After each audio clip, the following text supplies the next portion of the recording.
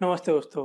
दोस्तों, अगर आपसे कोई पूछे कि जो ये डॉक्टर तरह तरह की सर्जरी करते हैं, जैसे कि ब्रेन सर्जरी, प्लास्टिक सर्जरी या फिर कॉस्मेटिक सर्जरी, इस तरह की सर्जरी की शुरुआत या फिर डॉक्टर जो ये ऑपरेशन करते हैं, उन सभी तरह के ऑपरेशन की शुरुआत किस देश ने करी या फिर किस व्यक्ति ने इस तरह की चीजें सबसे पहले की, तो दोस्तों आपको लगेगा कि होगा कोई अंग्रेज आइंस्टीन न्यूटन जैसा। अगर आप भी ऐसा सोचते हैं तो आप सरासर गलत हैं, क्योंकि हमारे भारत देश ने पूरी दुनिया को सिर्फ जीरो और योगा ही नहीं दिया। ऐसी बहुत सारी चीजें हैं जो कि हमारे भारत देश ने पूरी दुनिया को दी है और हम भारतीयों को ही इस बारे में नहीं पता। दोस्तों, जून 2011 में एक ऐसी न्यूज पब्लिश होती है जिससे पूरी दुनिया का ध्यान भारत की ओर आकर्षित हो जाता है। उस न्यूज में बताया जाता है कि भारत के उत्तर पश्चिम में एक ऐसा कंकाल मिला है जिसके सर पर सर्जरी के निशान हैं।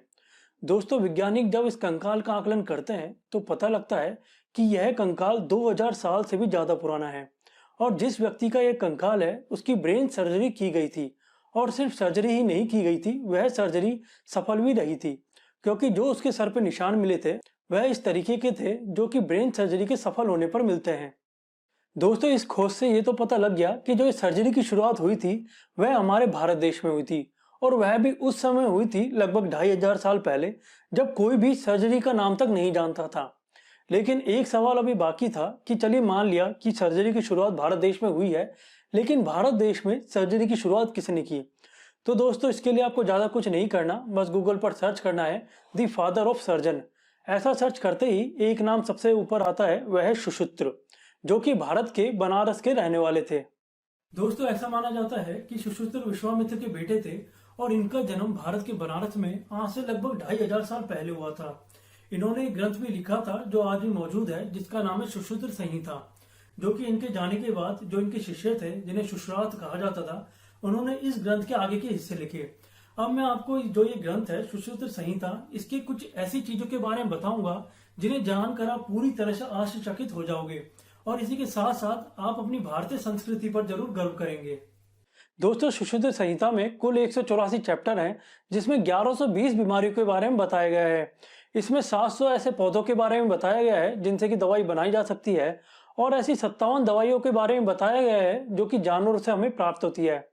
इसमें कुल 8 तरह की सर्जरी के बारे में बताया गया है, जिसमें काटना, चीरना और टांके लगाने जैसी समस्त सर्जरी भी शामिल है। दोस्तों, सुश्रुत की एक खास बात और थी, वह अपने स्टूडेंट्स को सिखाने के लिए कभी भी जानवरों का प्रयोग नहीं करते थे, जैसा कि आज के समय में होता है। मेंढक या फिर कुत्ता या फिर अन्य तरह के जानवरों के ऊपर प्रैक्टिकल करवाए जाते हैं, लेकिन सुश्रुत हमेशा फलों का यूज किया करते थे। सुश्रुत से पढ़ने के लिए लोग देश विदेश से और अन्य राज्यों से भी आते थे, और जो ये कोर्स करवाते थे वह होता था लगभग 6 साल का, और जो हमारी आज की एमबीबीएस होती है वह होती है 5 साल की। मतलब कि जो सुश्रुत का कोर्स था वह आज के एमबीबीएस से ही मिलता जुलता हुआ करता होगा।